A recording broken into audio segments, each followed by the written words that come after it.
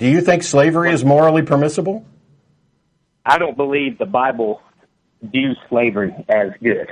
I believe the Bible views slavery as something that humans naturally do to themselves, and the Bible puts laws in there to restrict people from mistreating each other.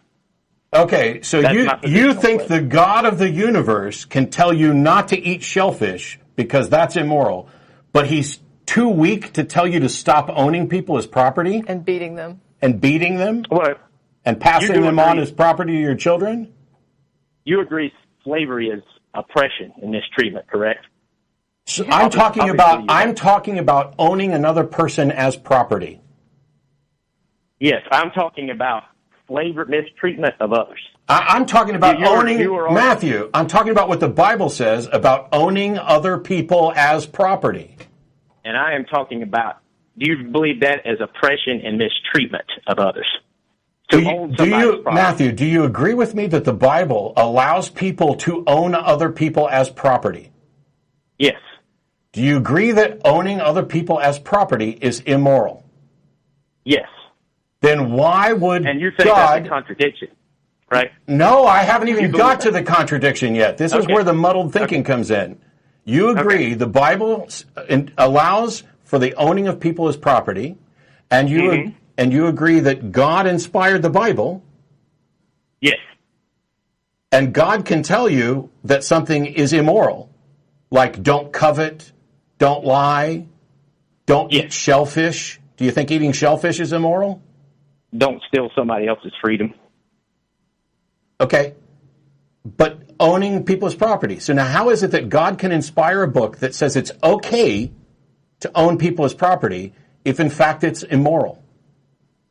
Because in that time period, and even today, slavery is a given. In fact, there's more slaves today. You know what else is a given? Matthew, you know what else is a given? Rape, murder, lying, eating shellfish. All of those things are a given about human nature, right? Yes, to respond to eating shellfish part, remember in the New Testament, Christ did say that what goes into a man is not what makes him unclean. Right. So thank you for pointing out. Thanks for pointing out that Jesus was able to update one thing that got wrong in the Old Testament. Does Jesus ever say slavery is wrong? But Jesus actually fulfilled the Does Jesus ever say slavery is wrong? Yes. Where?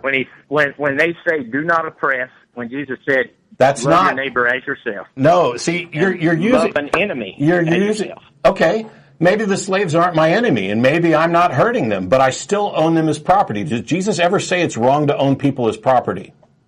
No. Let's think of a situation. Let's say I don't need a situation. I guess the point is, Matthew, your argument seems to be, well, this is something you're never going to stop people from doing, so God didn't bother forbidding it. And what Matt keeps pointing out to you is there's a ton of things that people have done throughout history, they continue to do today, that God forbidding it didn't stop them. Did God not know that it wouldn't stop them? Why didn't he just put rules around it? That's actually a very good point. God forbid murder. God forbid stealing anything. Even though people are still going to do it, right? So instead, but what you're saying is this thing, your argument for why he didn't forbid it is because he knew people would just do it anyway. And what's weird is that globally, slavery is not just a given. It's like a cultural thing in some areas. Yeah, we got rid of it here. Well, actually, we haven't gotten rid of it here. Human trafficking is still really bad in the U.S. That's a huge... Which, by the way... But it's illegal. It is illegal. Right. It's not legal anymore. It was illegal in the Old Testament, too. No, it wasn't. No, it wasn't. Part of the laws explained how to run your slaves. Exodus 21:16 that you read to me last time said, if you kidnap anyone and that is not Matthew. Matthew, this is the problem. Every time one of you people thinks that you can make excuses for slavery, a passage that says don't kidnap doesn't tell you anything about slavery, because slavery doesn't just occur through kidnapping. And a passage about that is also about... exactly right. And a passage about that... Correct. I know I'm absolutely right. Let me finish. And a passage about kidnapping isn't about slavery. There are other ways that people enter into slavery. My objection is an endorsement that you can own people as property pass them on to your kids. We're 10 minutes past where we should have stopped the show, so I'm going to end the call here, but I'm going to let you know that you're welcome to call back unless you're going to keep making excuses to find a way to make it seem like we can find a way to make slavery a Hitler slavery, and my God is such a weak-ass God that he can tell us not to lie, but not to not own people. The first commandment, well, he did say not to mistreat or oppress. He did. He said you could beat them. I mean, okay, so you've got a jackass God who says you can own people, and here's rules about how you own people, but don't mistreat and oppress them. Owning people is oppressing them. But they were allowed to beat them. You're allowed to beat them as long as they don't die within a couple days. That's not oppression, though. That's just mild temporal oppression. Stop making excuses for your holy book. It is an abomination. It encourages abominations. And the more you sacrifice your humanity and your morality to make excuses and try to make it look like, well, God really wanted people to love each other, but they just wouldn't. So he wanted to nudge them in the right direction by saying you can own people, but just don't beat them too damn much. Still a weak-ass, immoral God. And you are better than that. Stop making excuses for the immorality.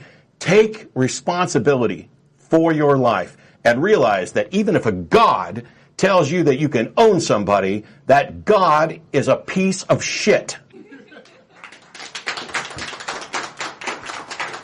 Thus endeth the lesson.